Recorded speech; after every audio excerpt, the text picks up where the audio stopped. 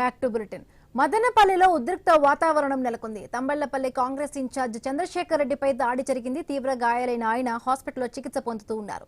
దాడికి జనసేన శ్రేణులే పాల్పడ్డారని ఆరోపిస్తూ ఉన్నారు. గత కొద్ది రోజులుగా కార్ పార్కింగ్ విషయంలో చంద్రశేఖర్ రెడ్డి, జనసేన నేత మహేష్ మధ్య గొడవలు ఉన్నాయి. అది ఈ మధ్య బాగా ముదిరింది. ఈ క్రమంలో ఆయనపై దాడి జరిగింది. అయితే దాడికి పాల్పడింది జనసేన నేతలే అని ఆయన ఆరోపిస్తూ ఉన్నారు. ఘటనపై కేసు నమోదు చేసి దర్యాప్తు చేస్తున్నారు పోలీసులు.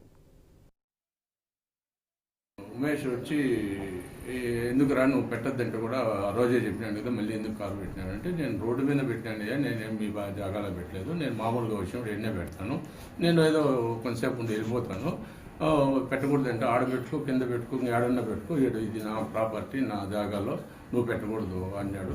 నీ ప్రాపర్టీ రోడ్డు ఎందుకు అవుతుంది, అది రోడ్డు కాబట్టి నేను రోడ్డు పాయింట్లు పెట్టాను, మీ కారు కూడా రోడ్డు పాయింట్లోనే పెట్టినారు కదా అని నేను చెప్పడం జరిగింది. అందుకని అది చెప్తానే ఇమీడియట్గా నా మీద పడి దౌర్జన్యం చేసి కత్తితో నా కుడి చేతి మీద 3-4 తావుల రక్తగాయాలు చేశాడు. ఆ తర్వాత ఎడమ చేయి మీద కూడా కొట్టి రక్తగాయం చేశాడు. కుడి చేయిని 3-4 రౌండ్లు ఇష్టం కుదిరి తిప్పేశాడు.